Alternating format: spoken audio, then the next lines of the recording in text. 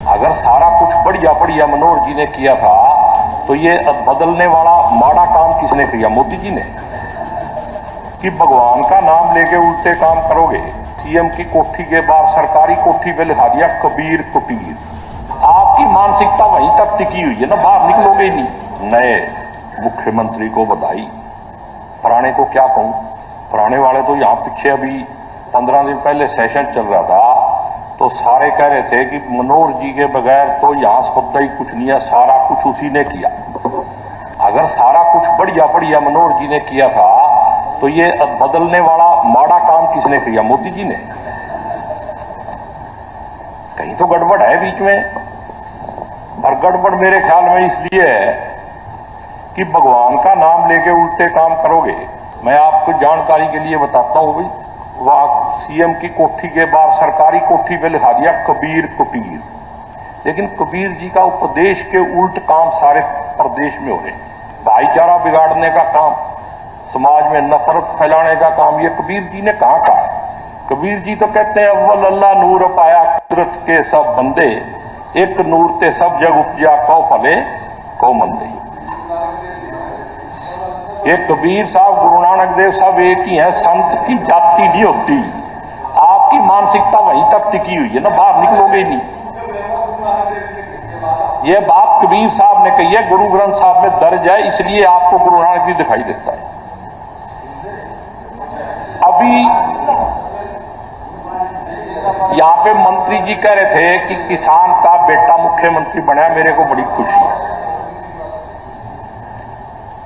लेकिन किसान की हालत क्या है? आज के दिन किसान कहां है? अगर उसने, उस तकलीफ ने, उस दर्द ने किसान के बेटे की आत्मा को कुचोट दिया, फिर तो मैं मानूंगा कि किसान का बेटा बना है। और अगर हालात वैसे ही रहे और गाड़ी रिमोट कंट्रोल से ही चलती रही तो फिर किसान का बेटा हो या किसका बेटा हो, फिर बाद में अगले सेशन में देखेंगे। और यहां पे करप्शन की बड़ी बड़ी बातें हुई। 5 साल में दे घटाले पे घटाला, दे घटाले पे घटाला, किसी की जांच नहीं हुई। अब तो वो जो लूट गठबंधन था वो भी अलग हो गया। एक एग्रीमेंट के तहत ही तो सरकार बनी थी ना, भी तुम्हारे को इतना माल लूटने का अधिकार है। उसके बाद आज चले गए, उनका कोटा पूरा हो गया। अब तो वो भी नहीं रहे, अब तो शराब घोटाले की रिपोर्ट दे दो, क्योंकि सरकार ने किया हुआ घोटाला। आम आदमी को तो उस टाइम कोरोना में सड़क पे जाने का अधिकार ही नहीं था, तो अब तो मिलेगी कि नहीं मिलेगी। और पिछली सेशन में 27 तारीख को मैंने स्मार्ट सिटी का सवाल उठाया था और मैंने कहा था कि स्मार्ट सिटी के नाम पे 737 करोड़ रुपया खुर्द हो गया। तो मुख्यमंत्री जी कह रहे थे, पूर्व मुख्यमंत्री, कि आप मेरे ऊपर ऊल जलूल लगा रहे हो, मेरे को दरखास्त दो और मैं जांच कराऊंगा। और मैंने आपके माध्यम से ये कहा था भी जांच जल्दी करा देना। बिल्कुल, हमने आपने जो कहा था, हमने सरकार को लिख करके भेज दिया कि इसकी इंक्वायरी कराई जाए। आपके बारे में तो टच कह ही नहीं रहा मैं, इसीलिए आपको उसकी तरफ आपके विश्वास है, उस विश्वास के तहत मैंने आपके माध्यम से ही भेजा है। हाँ। जब जवाब आएगा फिर भी आपको बताऊंगा। तो वो मुख्यमंत्री जी को मैंने उसी दिन कह दिया था भी मैं ढूंढूं कहां, आपको कहा था ना। मुख्यमंत्री कह रहे यही मिलूंगा, आज देख लो यही।